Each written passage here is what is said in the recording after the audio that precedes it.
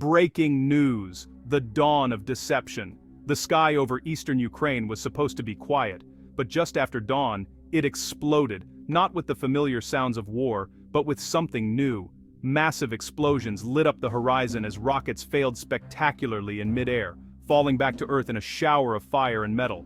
This was not just a military failure, it was the start of a story that would shake the world. What had just happened? Why did these rockets fail so completely? On the wreckage were markings from North Korea. The game had changed, and the stakes were higher than ever. It all started with a whisper, a faint, unusual signal on Ukrainian radar screens. For weeks, air defense operators tracked something odd. The electronic signature of the incoming missiles was different, cruder, yet powerful. They appeared with a unique electronic dialect.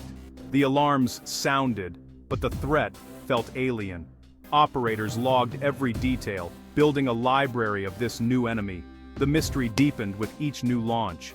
These rockets were fast, but their trajectory was unstable. Sometimes they veered off course. Other times their telemetry died mid-flight. Ukrainian intelligence analysts worked around the clock, cross-referencing signals with global databases. Slowly, a disturbing picture formed.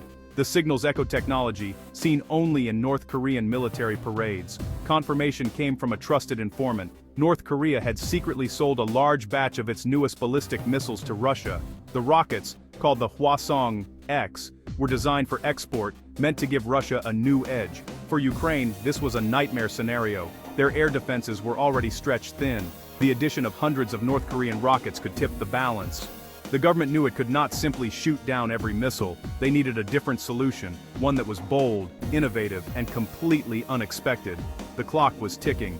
Ukraine had to stop the rockets before they could do any harm. The race was on.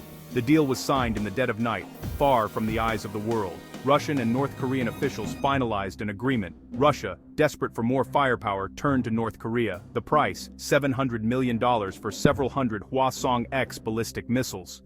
These were not the most advanced weapons, but they were deadly and could be launched quickly. For North Korea, the deal was a lifeline, an injection of foreign currency for its struggling economy. The logistics were complex and clandestine. Missiles were transported by rail under the cover of darkness, disguised as civilian goods. From there, they were moved to launch sites near the Ukrainian border. Russian crews were hastily trained on the unfamiliar systems. Both sides believed their secret was safe. They thought the sheer volume of missiles would overwhelm Ukraine's defenses, but they underestimated Ukrainian intelligence. Every step of their secret plan was being watched. From the moment the deal was signed, Ukraine's digital eyes were following close behind. The shadow deal was about to be dragged into the light. The alliance, built on desperation, was about to unravel. The trap was closing. Ukraine was not blind to this new threat. Its intelligence services had been working tirelessly.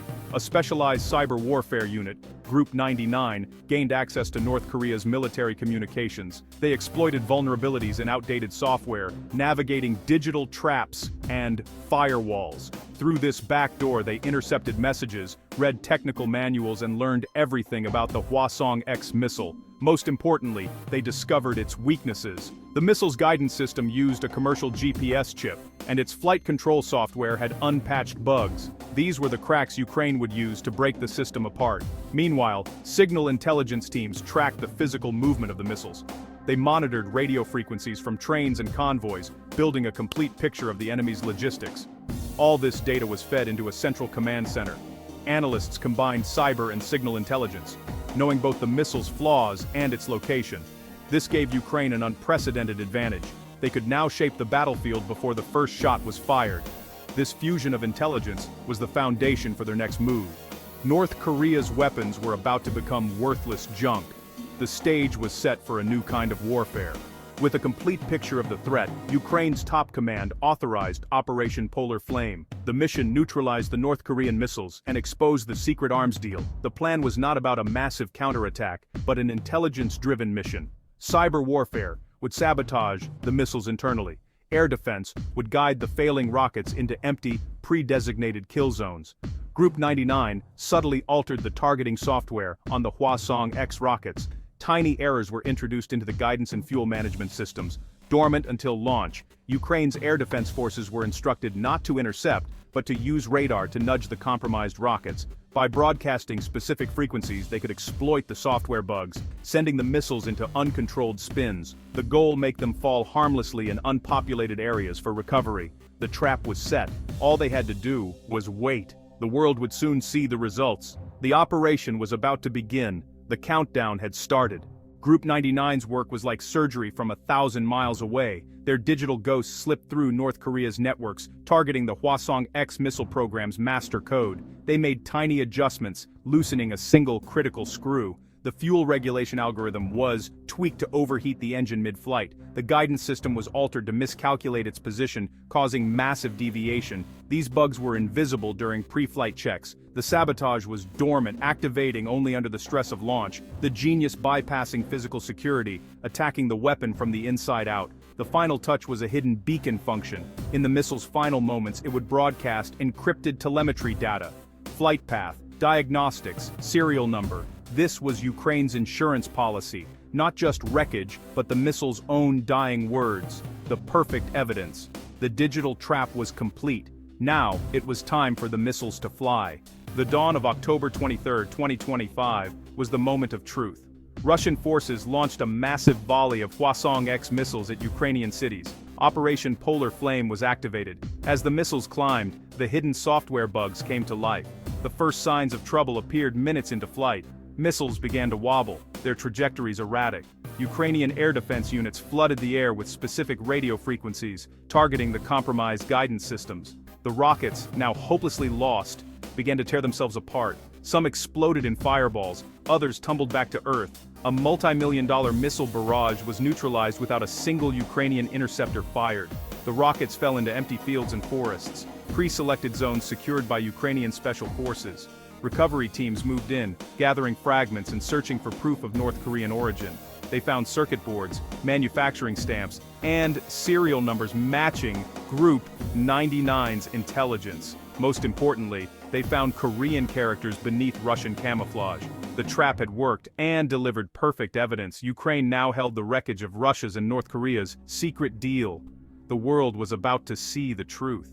The fallout was immediate and global. The Ukrainian government held a press conference, displaying the wreckage and North Korean markings. They presented intercepted telemetry data. The evidence was undeniable. Russia and North Korea had been caught red-handed. The news sent shockwaves through the international community.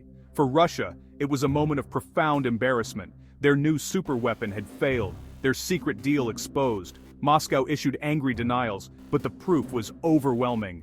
Allies distanced themselves. Neutral countries expressed concern. The failed missile attack revealed not strength, but weakness. Russia's reliance on a pariah state shattered its narrative of military power. For North Korea, the consequences were even more severe. The United Nations imposed new, crippling sanctions, targeting banks and front companies. The economic lifeline was severed. Pyongyang's gamble had backfired spectacularly. The incident sent a powerful message to other nations. Supplying Russia with weapons now carried the risk of global humiliation. Ukraine had not just defeated a missile attack, it had isolated Russia further on the world stage. The balance of power had shifted. In the end, the story of the failed North Korean rockets was not about explosions. It was about the quiet, brilliant work that made them happen. Ukraine had won a major victory without firing a single interceptor. They had outsmarted their enemies with intelligence and technical skill. This was a new kind of warfare, where brains could be more powerful than brawn. Operation Polar Flame became a case study in military academies worldwide.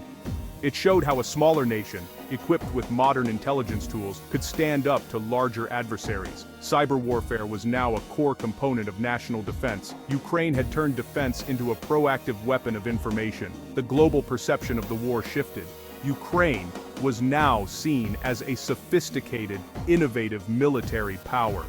The story inspired allies to increase support, not just with weapons, but with advanced intelligence and cyber technology.